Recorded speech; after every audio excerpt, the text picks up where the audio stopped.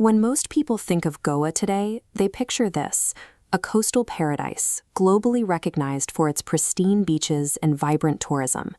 Its colorful streets and colonial architecture draw millions of visitors every year. But buried beneath this bright surface is a 252-year-long religious genocide, a chapter of extreme violence almost completely omitted from standard history books. The timeline of that hidden history begins in 1541, with the arrival of a Spanish missionary named Francis Xavier. Today, he is revered by many as a saintly figure, with pristine monuments standing in his honor. Yet his own letters to the Vatican expose a deep contempt for the native population. Xavier wrote that the locals were an unholy race and expressed outright disgust for their dark complexion, describing Indian deities as black, so rubbed over with oil as to smell detestably. He leveraged this racially charged rhetoric to make a decisive recommendation to his superiors in Portugal. Goa needed the Inquisition. The arrival of the Inquisition was a highly organized deployment of state power. It provided the Portuguese Catholic Church with a systematic, institutional blueprint designed to entirely erase the indigenous culture. In 1560, Portuguese authorities transformed the Viceroy's palace into the Palácio do Inquisition. It operated as a massive fortress of terror, containing over 200 cells, secret halls, and torture chambers, wielding bureaucratic authority that superseded the Viceroy himself. The tribunal's first tactical move was to sever the local society from its leadership. They ordered the immediate expulsion of all Brahmins and native physicians, effectively removing the community's spiritual guides and physical healers in a single sweep. With the leadership exiled, the colonial machine began stripping away the population's wealth. By 1575, the governor mandated the strict confiscation of property from any Hindu deemed a threat to the church. This timeline visualizes the speed and severity of the ensuing cultural suffocation. Following the 1560 expulsions and 1575 property seizures, a 1620 decree prohibited Hindus from performing their own marriage ceremonies. 5 years later, they were banned from seeking any employment under Portuguese rule.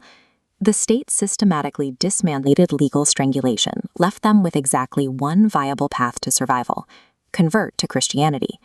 For those who resisted, the Inquisition relied on physical enforcement that shocked even European magistrates. Portuguese judges overseeing the region observed a level of cruelty so severe they noted the god of Christianity appeared more ruthless than the deities of competing empires. The grim reality of their dungeons survive through the detailed accounts of Charles Delon, a French doctor who was imprisoned there himself. He recorded being held in pitch-black, fetid cells reeking of human waste, where prisoners were stripped of their human dignity long before the interrogations began. Inside, they used 3 methods. First, the pulley. Victims were hoisted and dropped to dislocate joints. Second, forced ingestion.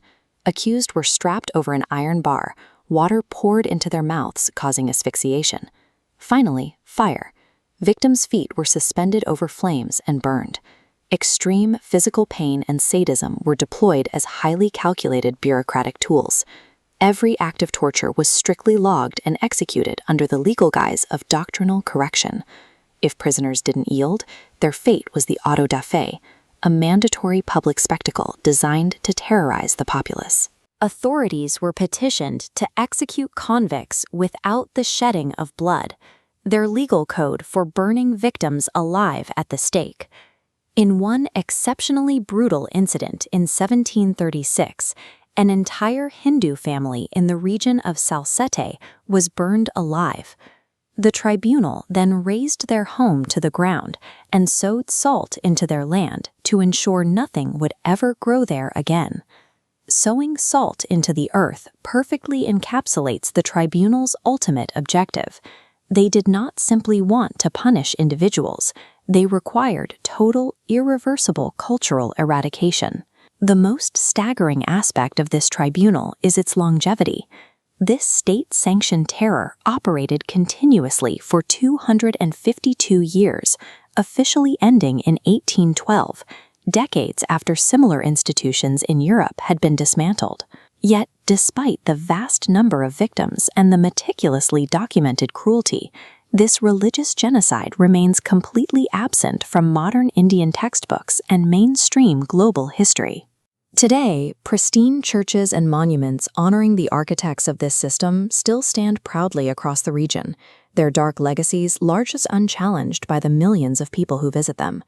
The Goa Inquisition proves that when unchecked institutional power allies itself with religious dogma, it becomes a weapon of unimaginable cruelty. Ignoring this history does not heal the past, it simply leaves the door open for the mechanics of fanaticism to return.